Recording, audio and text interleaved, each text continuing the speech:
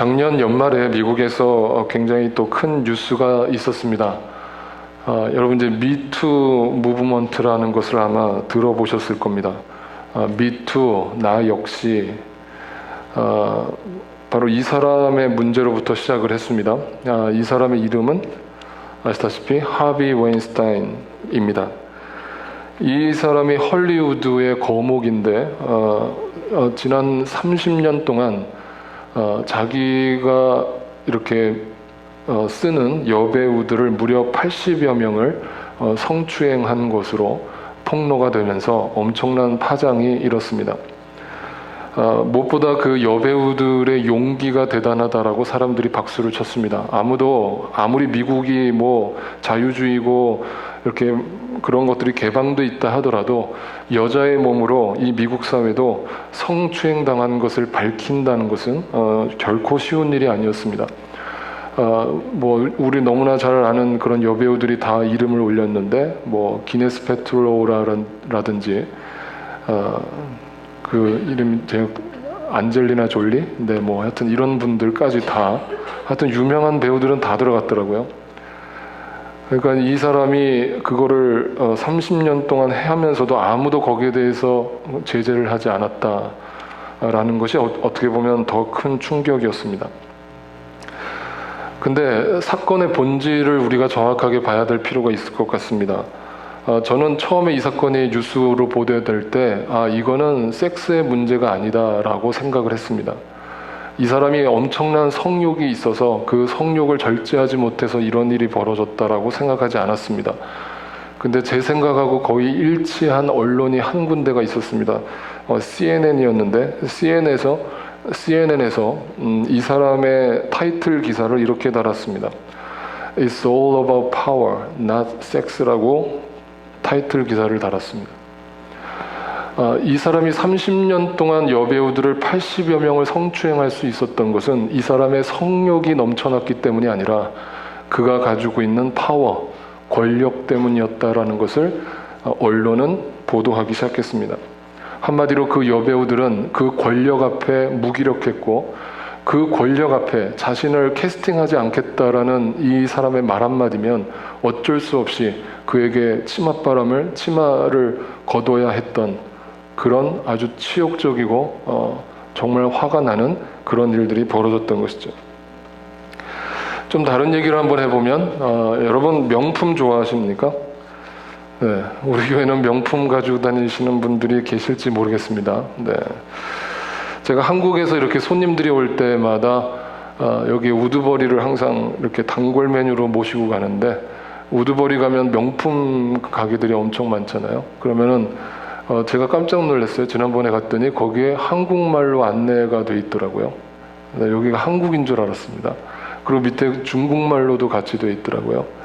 그러니까 거기에 보니까 중국 사람들은 딱 봐도 티가 나는데 명품 가방 뭐 이런 걸 사는데 진짜 이만한 그 샌드백을 갖고 와가지고 거기다 막 쓸어 담더라고요.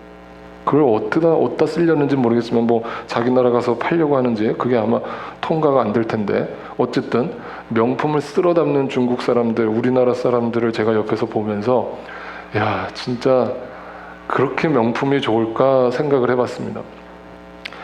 근데 명품을 써보신 분들은 아시겠지만 명품이 일단 되게 비쌉니다. 그죠? 뭐 그것이 좋고 안 좋고를 떠나서 일단 그 가격이 비싸다는 것 때문에 사람들이 명품은 좋아 보인다라고 합니다. 왠지 비싸기 때문에 명품은 뭔가 다르겠지라는 생각을 가지고 명품을 사람들이 사고 싶어 안달이나 있는 거죠. 그래서 그 명품 속에는 이런 단어가 숨겨져 있습니다. 차별입니다. 여기 우드버리만 해도 그래도 뭐 이렇게 잡상인들이 와서 이제 도매급으로 사는 곳이니까 막 이 사람 저 사람이 다 들어가지만 가끔 이제 저기 공항에 갔을 때 보면은 이 면세점 같은데 보면은 이 명품점들을 보면은 아무렇게나 입고는 못 들어갈 것 같은 분위기로 해놨습니다. 아마 무슨 말씀인지 아마 아실 겁니다. 그냥 이렇게 잠바 차림에 운동화 차림으로 들어갈 수 없는 분위기로 만들어놨죠. 그러니까 엘레강스하고 판타스틱한 그런 분위기로 만들어놨죠. 그러니까 거기에 누가 들어가나 제가 유심히 지켜봤더니 공항에서 보니까 다 무슨 모트코트 입고 무슨 하여튼 겉으로 봐도 부자들이 거기를 아주 당당하게 걸어 들어가더라고요. 거기를 들어가면서 사람들이 뒤를 한 번씩 힐끗 쳐다봅니다. 너희들은 여기 못 들어오지. 나는 여기 들어와. 나는 이런 거 맘대로 살 수 있어. 차별이죠. 그래서 사람들은 명품을 좋아합니다. 이 차별에 대해서 이제 어떤 분들은 목사님 그렇게 극단적인 예를 또 드시면 그 사람들이 미쳐서 그런 거죠. 그 사람들이 돈에 환장한 사람들이니까 명품 가지고 사람 차별하죠. 우리 같은 서민들은 그런 거 차별 그런 거 없어요 라고 생각하실까 봐 여러분을 망가뜨릴 수는 없으니까 또 제호를 망가뜨리면 제가 신학교에 처음 입학했을 때 저희 신학교가 대전 침례신학교인데 그 대전 침례신학교를 가보신 분들은 아시겠습니다만 학교로 들어가는데 강을 건너야 됩니다. 그 강을 건너는데 이렇게 다리가 있어요. 그래서 그 다리를 건너서 학교로 들어가면 그 학교 정문에 이렇게 큰 이렇게 홀이 있습니다. 근데 제가 신학교 처음 들어가서 학교를 딱 이제 입학을 해서 처음에 등교를 하는데 그 신학교 앞에 항상 뭐 봄이고 여름이고 겨울이고 계절과 상관없이 항상 누가 앉아 있는 거예요. 그래서 딱 봤더니 누가 봐도 홈리스입니다. 네, 거지죠. 거지가 신학교 앞에 왜 앉아 있을까요? 네? 여러분이 거지 입장에서 한번 생각해 보십시오. 여러분 어딜 가야 돈을 받을까요? 국어를 할 수 있을까요? 그래도 인심 좋은 데 가야 될 거 아니에요. 그죠? 그러니까 교회 앞에 항상 거지들이 많고 근데 신학교 앞에 거지들이 많았어요. 그러니까 그분들은 뭐냐면 야 니네가 예수 믿는다고 하는데 네 예수쟁이들 설마 나 모른 척하고 지나가진 않겠지. 여기가 수입이 그래서 제일 좋아 하면서 거기 딱 자리 깔고 앉아서 신학생들이 지나갈 때마다 이렇게 손을 내미는 거예요. 근데 저는요 한 번도 돈을 준 적이 없어요. 단 100원도 안 줬습니다. 근데 저만 안 주는 게 아니라 다른 신학생들도 안 주더라고요. 그래서 저는 속으로 생각했습니다. 다 나같이 생각하는구나. 무슨 생각이냐면 저 거지들이 분명 여기 신학교니까 와서 많이 받을 거라고 생각하고 왔겠지만 그 속 마음이 저는 불쾌한 거예요. 네, 무슨 말인지 아세요?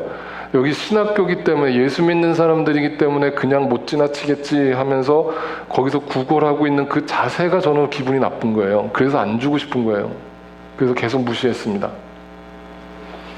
네, 무시하고서 그렇게 지나가는데 어느 날 아침에 그렇게 무시하고 그 등굣길에 올라서 학교에서 큐티를 하는데 그날 말씀이 사도행전 말씀이었어요.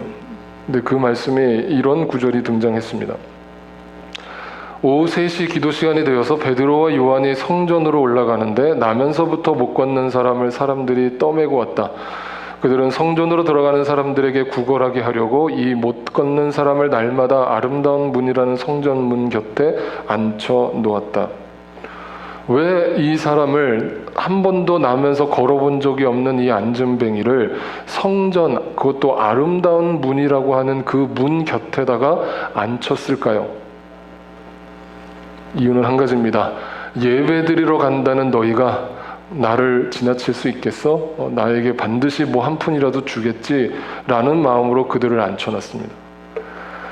근데 이 베드로와 요한도 처음에는 그냥 무심코 지나갔습니다. 베드로, 요한뿐만 아니라 수많은 유대인들이 그 앉은뱅이를 지나쳤습니다. 그런데 그 베드로가 갑자기 이런 구절이 등장합니다. 4절입니다. 베드로가 요한과 더불어 그를 눈여겨보고 그에게 말하였다. 우리를 보시오. 여기서 눈여겨봤다라는 것은 그냥 이렇게 자세히 뚫어지게 쳐다봤다는 뜻이 아니라 아무런 기대 없이 아무런 관심 없이 그냥 무심결에 지나갔던 앉은뱅이였는데 그날따라 마음에 감동이 와서 도대체 저 사람은 왜 저러고 있을까? 라면서 그 사람을 유심히 들여다봤다. 한마디로 그에게 관심을 보였다는 뜻입니다. 그리고 나서 베드로와 요한은 이렇게 얘기를 했습니다.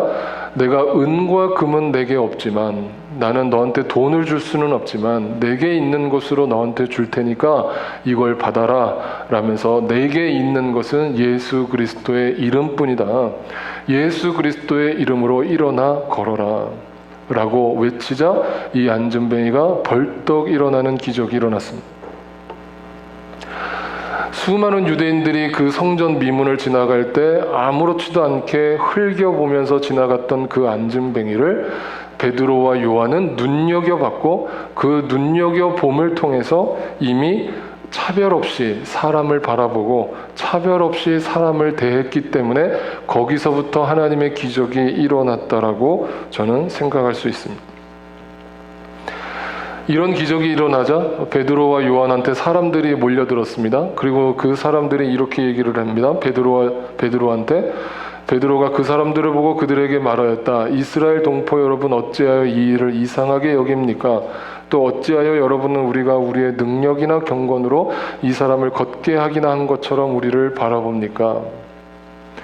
베드로와 요한이 그 안전뱅이를 걷게 한 것은 자신들에게 놀라운 능력이 있다라는 것을 사람들한테 자랑하기 위함이 아니었고, 내가 이렇게 능력의 종이다라는 것을 과시하기 위해서 보여준 샘플이 아니었다는 뜻입니다.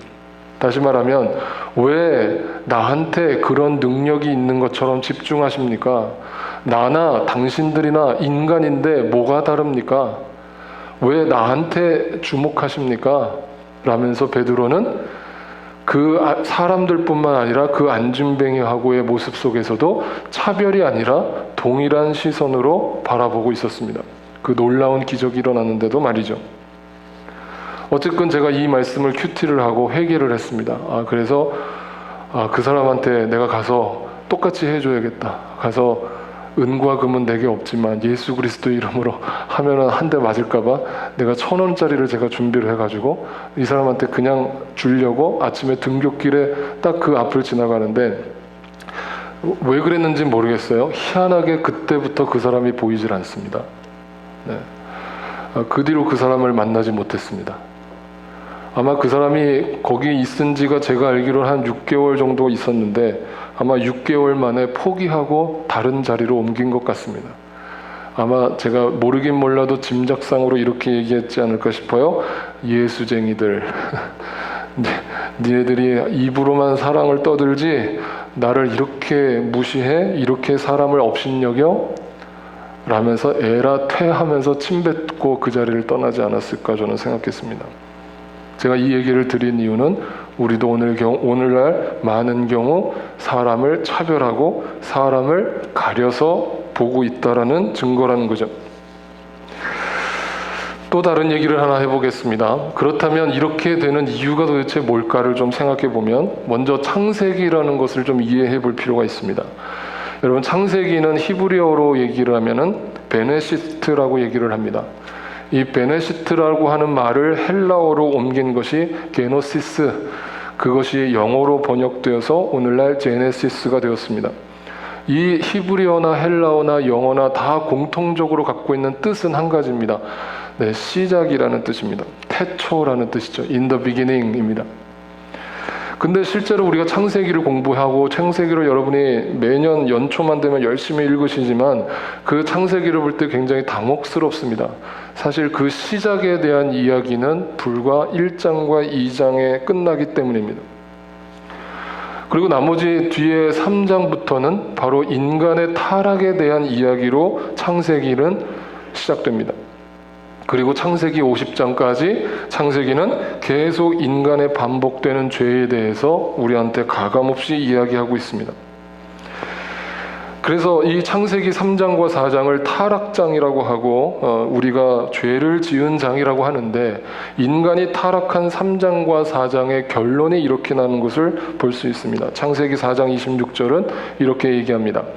셋도 아들을 낳고 아이의 이름을 에노스라고 하였다. 그때에 비로소 사람들이 주님의 이름을 불러 예배하기 시작하였다. 죄를 지은 인간들이 언제 하나님을 예배하기 시작했는가? 그 전에 하나님이 용서해 주셨기 때문이 아니라 자기가 어떤 존재라고 자각을 하는 순간부터 예배를 드리기 시작했다라고 얘기를 하는데, 이 에노스라는 말의 뜻을 번역해 보면 죽을 수밖에 없는 존재라는 뜻입니다. 다시 말하면 누가 하나님 앞에 예배하는가?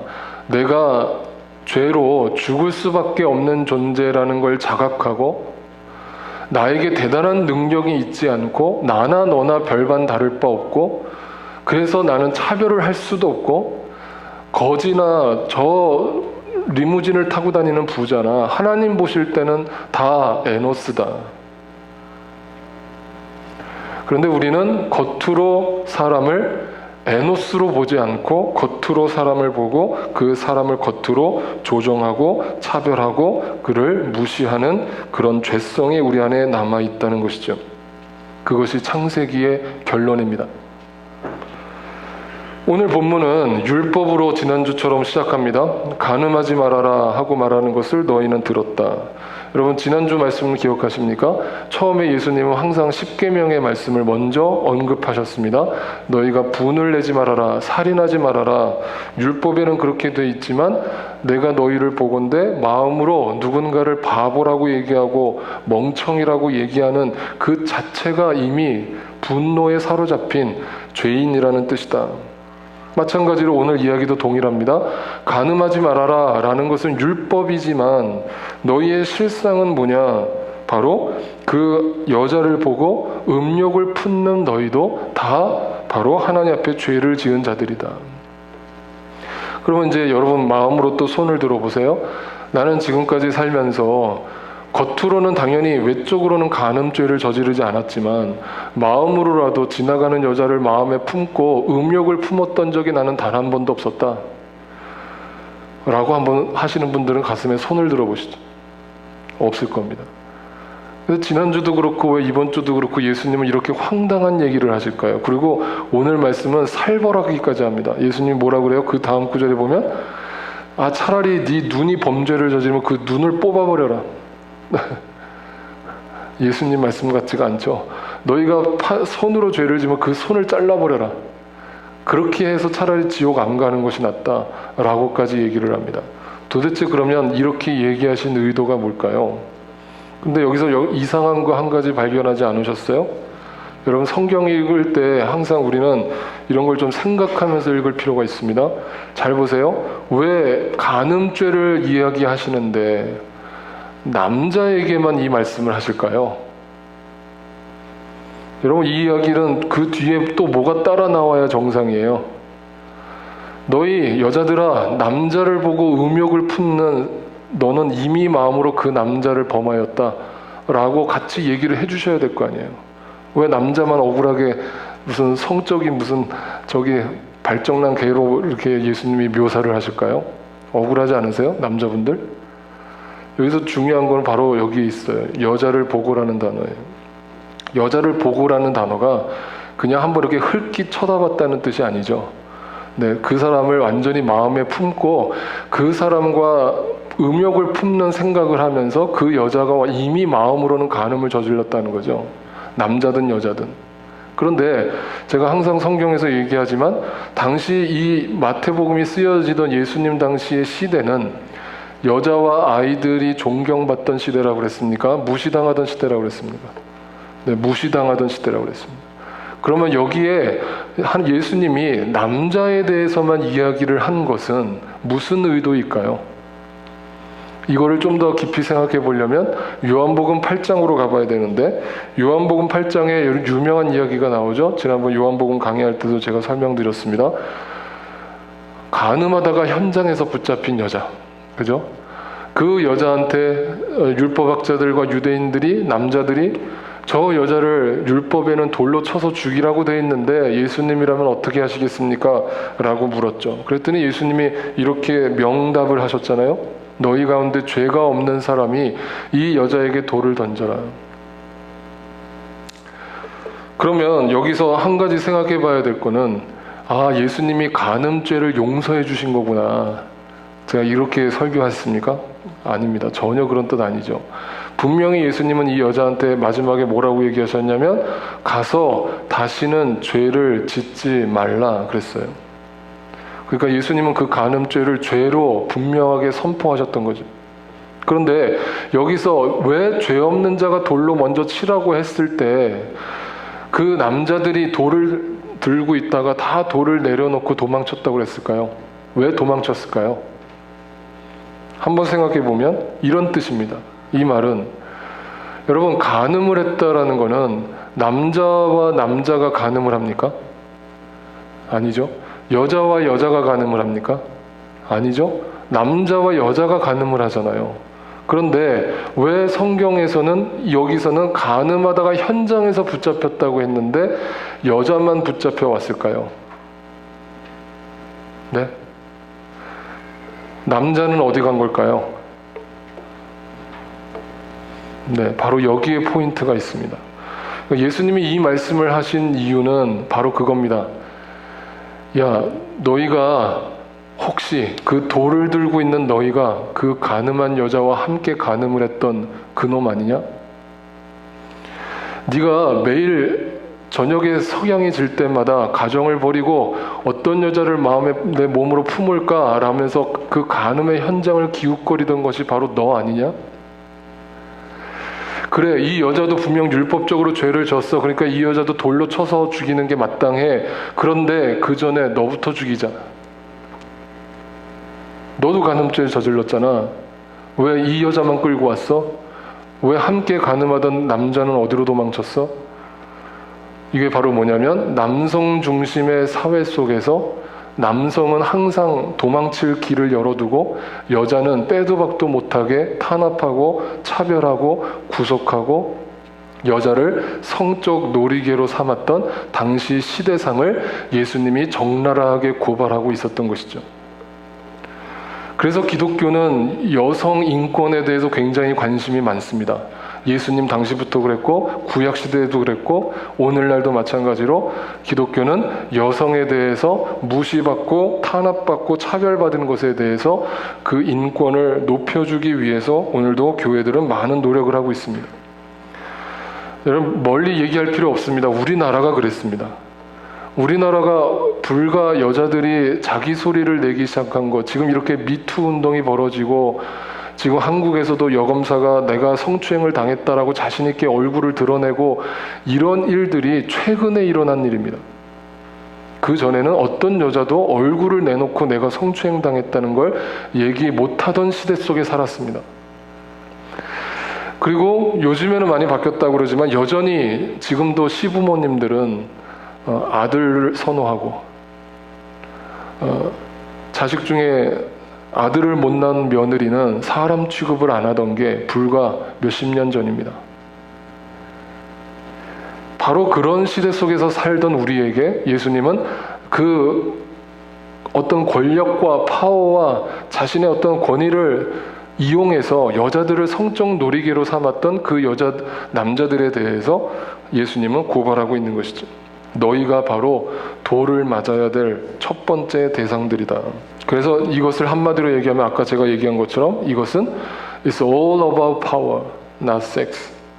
이것은 간음한 것에 대해서 예수님이 꾸짖으려고 하시는 것이 아니라 바로 권위를, 잘못된 권위주의에 대한 비판이고 그 권위주의는 하나님 앞에서 무너져야 되고 그것이야말로 율법주의다라고 예수님이 선포하셨던 것이죠. 그런데요, 오늘 이야기는 또 하나의 이야기를 등장합니다. 그러면 오늘 이 말씀도 이렇게 이해를 하면 되겠습니다. 누구든지 아내를 버리려는 사람은 그에게 이혼 증서를 써주라 하고 말하였다. 그러나 나는 너희에게 말한다. 음행을 한 경우를 제외하고 아내를 버리는 사람은 그 여자를 간음하게 하는 것이요 또 버림받은 여자와 결혼하는 사람은 누구든지 간음하는 것이다. 예수님이 이거를 더 확대해서 해석을 했습니다. 남자들아, 내가 너희에게 다시 한번 경고하는데 너희에게 허락된 그 여자를 가볍게 생각하지 마라. 그 여자를 네가 결혼을 했으면 그 여자에 대해서 최선을 다하고 그래서 그 여자가 간음죄를 저지르지 않도록 그 여자를 지켜줘라. 그러니까 이 이야기는 바로 남편들에게 던져주고 계시는 예수님의 경고성 발언이었습니다. 한마디로 당시 이스라엘 남자들이 가지고 있던 잘못된 권위주의에 대한 비판이었습니다. 그런데 과연 이것이 그때 당시 2000년 전에만 있었던 일인가? 과연 하나님은 우리 남자와 여자를 어떻게 창조하셨는가? 왜 남자에게 그런 권위를 주셨는가? 창세기에 보면 아담이 하와를 만났을 때 그 하와한테 했던 유명한 고백이 있습니다.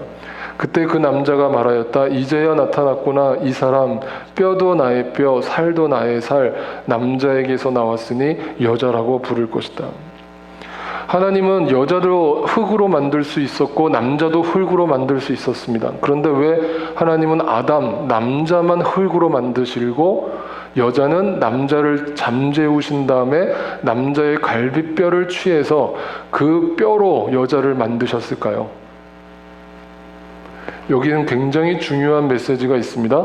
원래 남자와 여자는 한 몸을 이루는 것이 하나님의 뜻이라는 겁니다.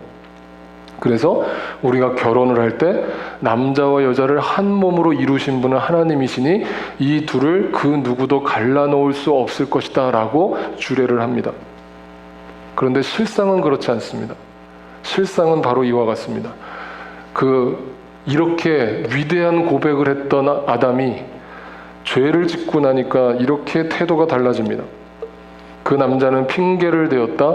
하나님께서 저와 함께 살라고 짝지어 주신 여자, 그 여자가 그 나무의 열매를 저에게 주기에 제가 그것을 먹었습니다.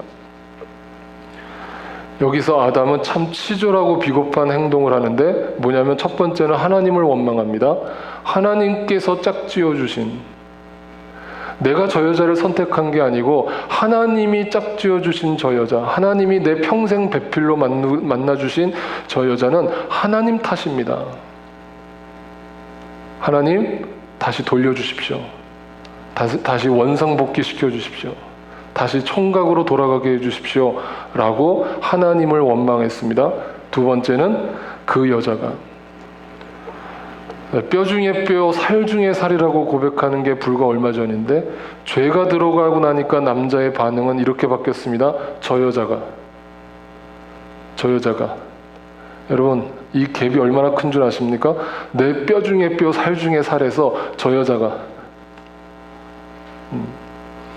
죄의 결과는 뭐냐? 원래 남자와 여자는 한 몸으로 이루어지게 하셨고 그것이 이 땅에서 우리가 결혼 생활을 하는 이유인데 그 결혼 생활에 금이 가는 것은 전부 다 한 가지, 그 안에 죄성이 살아있기 때문이다.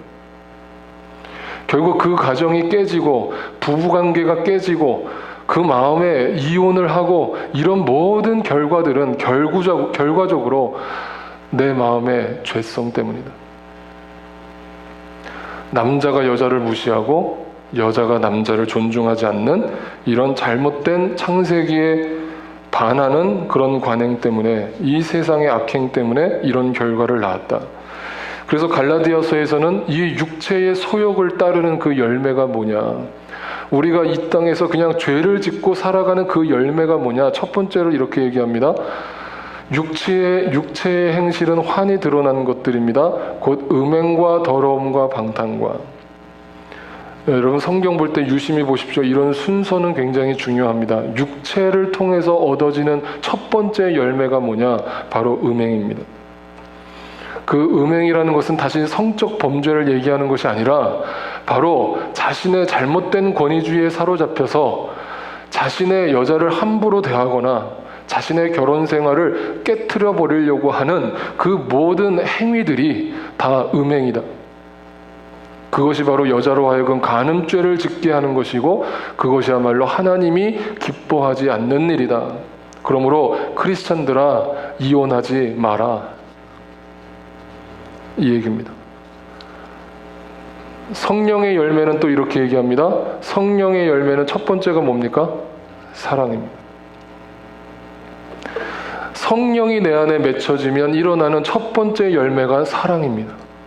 잘 기억하세요. 그러면 사랑의 반대말은 미움이 아닙니다. 음행입니다. 그 남편을, 그 여자를 무시하고 내 권위로 그 사랑을 짓밟아버린 그 모든 행위가 하나님 앞에서 심판받을 행위라고 성경은 얘기합니다. 그래서 저는 부부 상담을 할 때 마지막으로 항상 두 부부에게, 남편과 아내에게 읽어주는 성경 구절이 있습니다. 에베소서 5장 22절 23절입니다. 아내된 여러분, 남편에게 하기를 주님께 하듯 하십시오. 그리스도께서 교회의 머리가 되심 같이 남편은 아내의 머리가 됩니다. 바로 그리스도께서는 몸의 구주이십니다. 여러분 남편을 예수님 대하듯이 대하신 적 있으십니까? 가슴에 손을 얹고. 근데 성경은 그렇게 대하랍니다. 남편을 주님 대하듯 대하랍니다. 그런데 남편들한테는 이렇게 명령합니다. 남편된 여러분, 아내를 사랑하기를. 왜? 남자는 힘이 있고 권세가 있고 권력을 쥐고 있기 때문에 언제든지 여자를 쉽게 버릴 수 있고 쉽게 짓밟을 수 있지만, 그 모든 차별성을 내려놓고 너희가 애시당초 똑같다라는 생각을 가지고 그 아내를 사랑해줘라. 뭐같이? 교회를, 그리스도께서 교회를 사랑하신 것 같이. 그것이 바로 진정한 크리스찬의 가정이고 진정한 성령의 열매가 맺히는 가정이다. 마지막으로 창세기에서 이렇게 이야기를 합니다. 창세기에서 아담과 하와를 창조하신 후에 하나님이 아담과 하와에게 부탁하셨던 마지막 말씀은 이와 같습니다. 주 하나님이 사람을 데려다가 에덴 동산에 두시고 그곳을 맡아서 돌보게 하셨다. 내 가정을 하나님이 나한테 맡겨주셨고 그것을 지키고 돌봐야 될 책임이 우리 모두에게 있다는 것을 남편과 아내는 기억하시면 좋겠습니다. 그것이 바로 오늘 간음하지 말라는 예수님의 그 십계명에 대한 풀이고 해석이고, 그런 남편의 잘못된 권위주의로부터 벗어나기를 바라시는 것이고, 또 여성들이 남편을 바라보는 것도 바로 동일한 마음으로 그렇게 바라보라고 성경은 권면하고 있습니다. 오늘 설교는 사실 제가 설교하면서 굉장히 불편했습니다. 준비하면서도 내내 힘들었습니다. 그래서 제가 병이 난 것 같아요. 제가 우리 교회 성도님들을, 가정을 다 속속들이 알고 있습니다. 근데 지금 이 말씀을 어떤 가정은 굉장히 마음에 불편하고 답답하게 들으셨을 분들이 계실 겁니다. 그 마음 제가 충분히 이해합니다. 그런데도 불구하고 저는 하나님의 말씀을 있는 그대로 여러분한테 전합니다. 여러분, 다시 생각하십시오. 지금 여러분이 과연 하나님 말씀대로 그 가정을 맡기고 지키고 있는가? 다시 한번 돌이켜 보십시오. 그것이 진짜 하나님 말씀에 순종하는 크리스찬의 가정의 모습이 될 줄 믿습니다. 모든 시선을 주님께 드리고 전능하신